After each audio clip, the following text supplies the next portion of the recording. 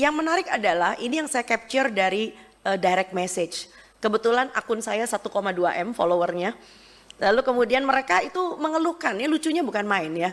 Jadi kalau Anda mau baca, this is very entertaining tapi menyedihkan juga. Di sekolahku tiap hari Kamis dibagikan roti, susu kotak sama telur. Ya, lalu kemudian anakku pernah muntaber gara-gara susu. Tidak banyak orang yang tahu bahwa etnik Melayu itu 80% itu intoleran laktosa, termasuk saya. Ya, jadi Anda bisa bayangkan bahwa menurut Permenkes tahun 2014, udah 11 tahun loh. Ya, Permenkes nomor 41 2014 bisa dicatat, bisa dicari dokumennya. Kita itu udah keluar dari 4 sehat 5 sempurna. Saya nggak tahu apakah angka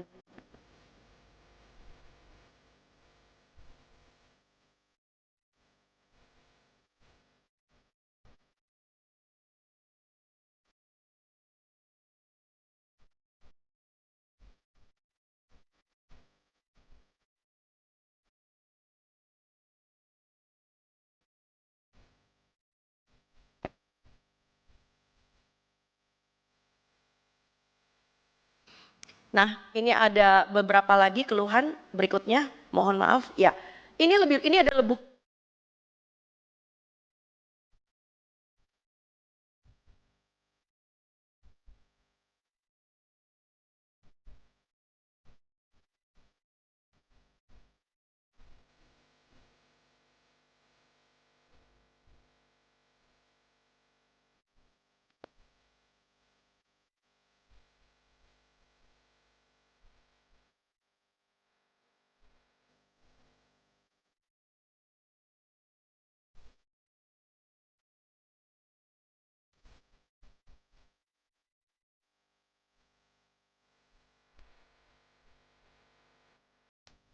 Pemberian makan bayi dan anak. Next please.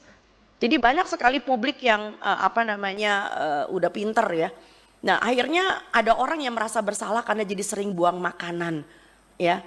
Bahkan ada yang terakhir anaknya masuk IGD karena mual dan muntah ya kan. Next please. Jadi ini bukan main-main sebetulnya. Next. Nah yang menarik adalah kita sebetulnya sudah punya dokumen dari BGN sendiri, di mana disebutkan di dalam dokumen BGN tentang panduannya adalah edukasi pangan dan gizi diberikan oleh Kedeputian Bidang Promosi dan Kerjasama dan seterusnya. Tetapi pertanyaannya kalau kita bagi makanan di sekolah, di posyandu itu diberi nggak edukasi itu? Enggak. Ya, bahkan kalau ada orang yang nanya selalu dibungkam. Udah nggak usah banyak nanya, dikasih aja bagus, bersyukur napa? Next please. Ya, nah ini yang menarik. Kalau dikatakan meningkatkan UMKM, apakah UMKM yang diberdayakan adalah yang seperti ini, yang jualan makanan instan, yang jualan frozen food? Ya kita tuh belum pernah tahu data-datanya bahwa ternyata yang diuntungkan adalah nelayan, petani, ya peternak kita belum lihat gitu loh. Jadi yang diuntungkan adalah orang, mereka alhamdulillah banget. Dan sekarang mereka galak banget kalau dibilang MBG itu mau dihentikan, karena mereka mengatakan kalian jahat, MBG dihentikan. Itu namanya menghentikan kita punya mata pencaharian sekarang. Sekarang jadi seperti buah si malakama. Jadi di antara masyarakat sendiri sekarang sudah dibenturkan menjadi dua kubu. Kubu yang mengatakan bahwa dia untung karena dagangannya laku padahal dagangannya nggak sehat. Di sisi yang lain ada masyarakat yang menginginkan tolong dong kalau beri MBG yang sehat dong buat kami. Next please, silakan berikutnya. Nah ini yang menarik sekali. Sebetulnya sudah ada konektivitas antara Kementerian Kesehatan dengan BGN. Ya BGN itu sendiri sudah mengatakan dalam dokumennya bahwa telah ditetapkan oleh Kementerian Kesehatan konsep-konsep pemberian makanan bergizi. Ya, dan ini Kementerian Kesehatan sudah memberikan dokumen asupan masukan sejak Desember 2024. Next please. Nah tetapi yang menarik adalah BGN sendiri juga mengatakan bahwa edukasi diberikan oleh kedeputian tetapi sampai hari ini tidak. Next please. Biar cepat saja. Nah yang lebih menarik lagi adalah BGN sendiri menandatangani kerjasama dengan Danone. Kita tahu banget Danone itu adalah salah satu perusahaan susu formula. Next please.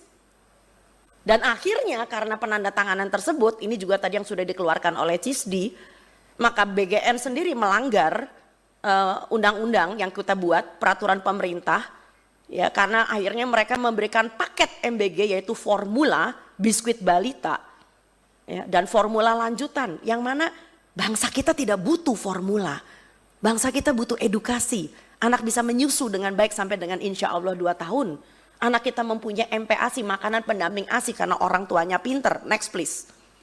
Dan pemerintah dalam hal ini Kementerian Kesehatan sudah punya poster segede gaban kayak begini, bahwa ternyata bayi usia 6-8 bulan itu ASI masih 70%. Begitu dia besar sedikit 9-11 bulan, ASI memang tinggal 50%. Tapi lihat tingkatan makanannya ditambah. Next please. Begitu anak ini sudah tahu 1 tahun, maka ASI tinggal 30%. Bukan dijejelin susu formula, bukan dijejelin susu manis. Karena dia harus lebih banyak makan. Karena 70% asupannya adalah dari makanan. Dan lihat ketika usia 2 tahun. Usia 2 tahun udah gak ada gelas susu di situ. Karena giginya sudah komplit. Kedua, karena dia sudah makan. Full makan. Jadi bukan karena hal-hal tertentu maka anak-anak ini lalu diberikan kemasan. Bahkan produsen susu formula sendiri sudah menulis di kerdusnya, ASI adalah yang terbaik. Kenapa nggak dibaca? Ya, jadi saya tidak mau BGN itu lalu membenturkan dengan konsep-konsep PMBA yang memang sudah ada. Dan kami para nakes juga termasuk teman-teman bidan dan teman-teman promkes, tenaga pelaksana gizi di lapangan dan para perawat, itu kita sudah mati-matian mengajar masyarakat selama 80 tahun kita merdeka. Dan sekarang dihabiskan hanya karena supaya produk-produk instan ini merajalela. Next please. Nah, kurang apalagi Kemenkes sudah memberikan buku saku panduan kepada Posyandu. Posyandu memberikan ada 2. Yang pertama adalah pemberian makanan tambahan yang sifatnya penyuluhan yang tiap bulan. Barangkali Bapak Ibu tahu yang tiap bulan penimbangan dapat telur, dapat bubur kacang hijau. Dan sekarang sudah ditegaskan PMT penyuluhan yang disarankan apa, yang tidak disarankan apa. Yang tidak disarankan termasuk biskuit dan aneka nanana dan sebagainya. Dan yang disarankan adalah protein yang kaya dengan protein hewani terutama, dibuat secara lokal. Next please. Nah, bahkan sudah diberikan contoh resep makanan tambahan penyuluhan. Dan bagi anak-anak yang mempunyai gangguan gizi, terutama gizi kurang, berat badan tidak naik, Kementerian Kesehatan melalui Posyandu sudah punya namanya PMT pemulihan yang diberikan selama 28 hari, bahkan ada yang 90 hari. Mengikuti panduan seperti yang sudah ada. Jadi mengurus pencegahan stunting, pencegahan malnutrisi, nggak bisa cuma sekedar bagi-bagi makanan. Udah gitu yang dibagi yang nggak jelas juga. Next please. Nah itu sebabnya kenapa kami mengambil kesimpulan perlu ada 4 reformasi dan 5 rekomendasi. Reformasi yang pertama adalah hentikan distribusi makanan kering yang mengacu pada produk industri sebagai UPF. Ya, jangan sampai ini diliput dan sudah sebetulnya. Tapi yang diliput baru tentang keracunan ya di media ABC dari Australia dan Reuters. Itu media asing udah menyorot nih, malu kita, sungguh mati malu. Kedua, hentikan operasional SPPG yang potensial. Yang potensial aja itu sudah harus dihentikan. Apalagi nomor 3 yang sudah bermasalah.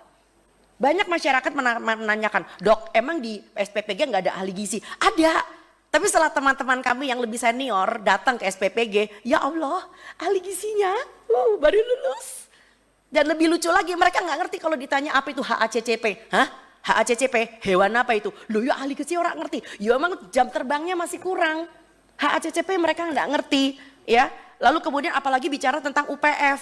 Jadi kenapa Anda lihat itu yang seringkali ditayangkan oleh SPPG itu biasanya cuma hitung-hitungan kalori. Kalorinya cukup, tapi kualitasnya, ya anak sekarang ngomongnya katanya kualitasnya ngehe. Nah yang keempat adalah terapkan sistem monitoring, evaluasi dan supervisi yang akuntabel. Ini tidak ada. Dan kami mengajukan 5 rekomendasi. Rekomendasi yang pertama, wilayah 3T. Ya, saya pernah satu platform dengan salah seorang dari kantor komunikasi presiden di Kompas TV. Saya sempat nyecer, rame itu di Kompas TV ketika pertama kali MBG berjalan. Saya tanya, kenapa sasarannya bukan daerah 3T? Alasan beliau adalah karena strukturnya belum siap. Oh baiklah, mari kita tunggu. Ditunggu sampai bulan September, tetap masih belum siap. Ini mau sampai kapan? Karena target yang sebenarnya adalah orang-orang daerah 3T yang sekolah mesti nyebrang pakai getek, yang gurunya mesti pakai eretan, yang kalau hujan lalu sekolahnya banjir. Di wilayah 3T, dan tentu saja karena 3T nggak bisa membangun dapur SPPG mewah yang harganya miliaran, maka kita harus membina kantin sekolah.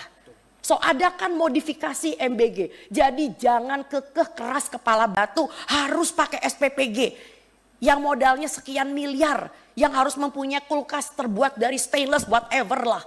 Ya, tapi kan kantin bisa diberdayakan. Ya, latih, didik dan awasi para pemilik kantin. Kedua, kerjasama sekali lagi bangun dengan Dinkes, kerjasama dengan puskesmas. Karena kesehatan lingkungan puskesmas itu adalah bagian dari wilayahnya sebagai layanan supervisi, monitoring dan evaluasi, bukan dengan BPOM. Ya jelas dia kerjasama sama BPOM yang dibagi susu berkemasan sih. Yang ketiga, transparansi keuangan, di mana dapur dan penyedia diketahui publik, nggak diem-dieman. Yang keempat, buktikan bahwa terjadi edukasi makanan bergizi. Karena ini adalah janji dari BGN, supaya masyarakat kita tuh bisa, anak-anak itu nggak buang-buang sayur. Kalau sayurnya nggak doyan, nggak semua sayur berdaun kan. Ada yang namanya wortel, ada yang namanya labu siem, ya. Nggak semua sayur berdaun gitu. Lalu kemudian libatkan bekerja sama dengan tenaga pelaksana gizi puskesmas. Ya, TPG kita tuh marah-marah loh. TPG kita mengatakan kita kayak dicuekin kayak pot kembang, cuma taruh di pinggir aja. Dan guru-guru lebih kesian lagi, sekarang punya istilah baru, Master of bagi-bagi makanan. Udah gitu kalau traynya hilang disuruh bayar 80.000, astagfirullah. Yang ketiga,